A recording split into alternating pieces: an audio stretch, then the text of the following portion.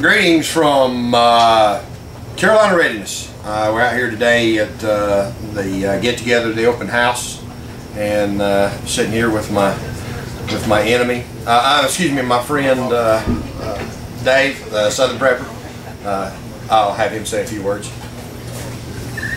The joke spot. We're here at the store here to help them do their Customer Appreciation Day, and we had a great turnout. A lot of preppers, new preppers, and people that have been prepping for a while. But we want to just tell you today is, if you're a new prepper out there, don't get discouraged. You might get on YouTube and you see all these videos, and these people have food stacked to the ceiling, they have firearms, they have generators, they have everything you're going to need to survive. Don't look at this and get discouraged. Take it one step at a time, because all these people were just like you. They started out somewhere. So start with the basics, food and water, and then go from there. And the thing is don't judge what you're doing or yourself by other people, because like you said, I mean, everybody started out at one time, and it's like, how do you eat an elephant? One bite at a time. So just start and keep doing it.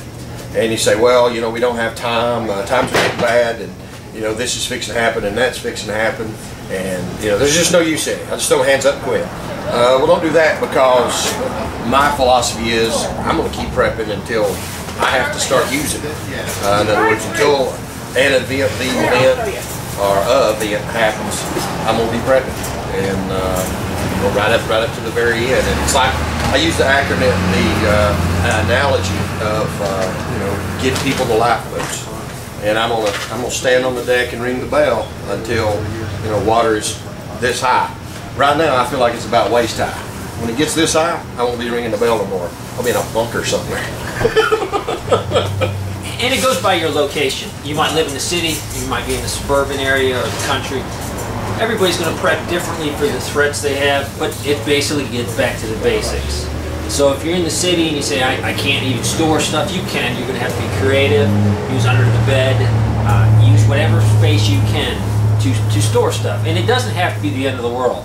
Tomorrow we could have a bad ice storm, a tornado, any type of incident. Or you could lose your job.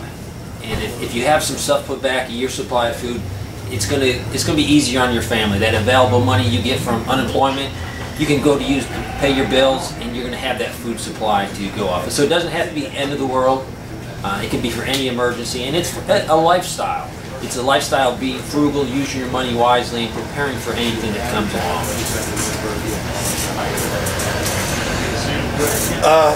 When people say preparing for the end of the world, the end of the world means different things to different people.